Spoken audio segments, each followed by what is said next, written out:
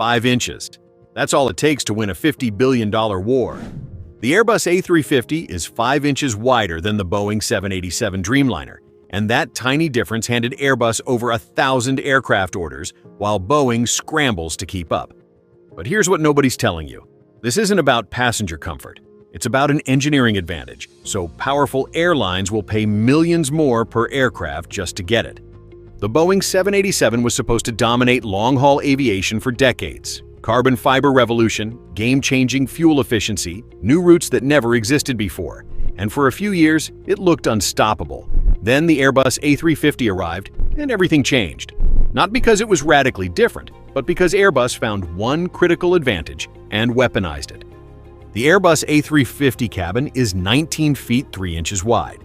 The Boeing 787 is 18 feet 2 inches, just 5 inches. Sounds like nothing, right? Who cares about 5 inches at 35,000 feet? Airlines care desperately, because those 5 inches translate directly into revenue, passenger satisfaction, and competitive advantage.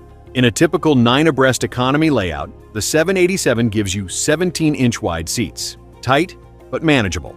The A350 in the same layout gives you 18-inch seats, 1 full extra inch per passenger. Sit in an economy seat for 12 hours and tell me that inch doesn't matter. But here's where it gets interesting. Most airlines don't even run 9 abreast on the A350. They run 10 abreast. That wasn't realistic on the 787 because the fuselage is too narrow. 10 abreast on an A350 still gives you seats wider than many domestic first-class seats in the US. Wider seats, wider aisles, bigger overhead bins, more personal space. That's why airlines like Singapore Airlines, Qatar Airways, and Cathay Pacific chose the A350 over the 787.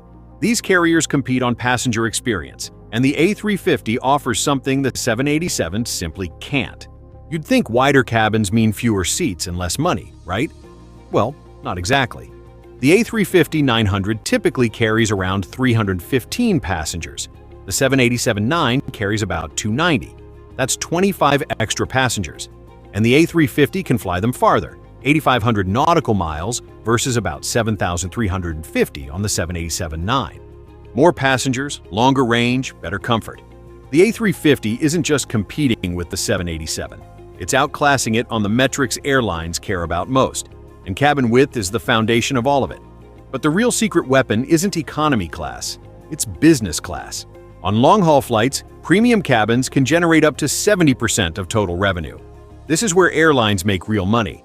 The 787's narrow cabin forces compromises.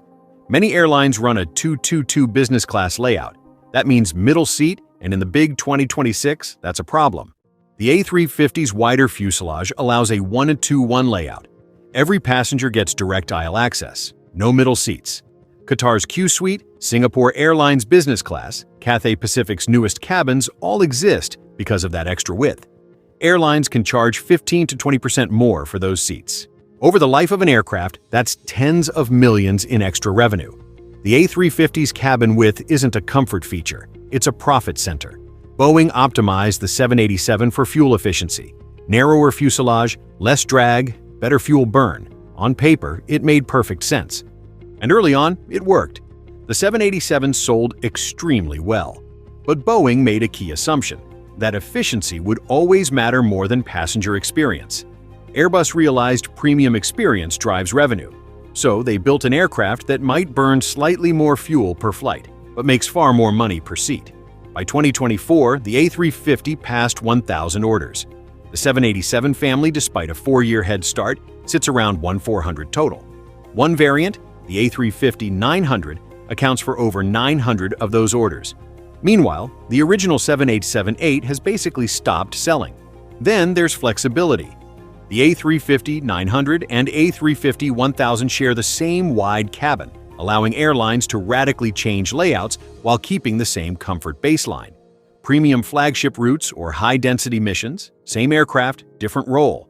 The 787 can't do that as effectively. Engines matter too. The A350 uses only the Rolls-Royce Trent XWB, designed specifically for it. The 787 split between GE and Rolls-Royce engines, and early Trent 1000 issues caused groundings and maintenance headaches. Airbus optimized everything around one engine, and it paid off. More reliability means more time in the air making money. When you combine cabin flexibility, premium revenue, and engine reliability, the A350 becomes incredibly attractive. Airlines consistently use it on their most important routes. Tokyo, Seoul, New York, those flights go to the A350. Boeing knows the problem. The 787's narrow fuselage can't be fixed without a brand new design. Stretching it doesn't solve the cabin issue, and a clean sheet aircraft would cost billions. Money Boeing doesn't have right now. Airbus has momentum. Boeing is stuck playing defense. The A350's secret weapon isn't just 5 inches. It's what Airbus did with those 5 inches. Smarter design, better cabins, stronger engines, and a bet on passenger experience over spreadsheets.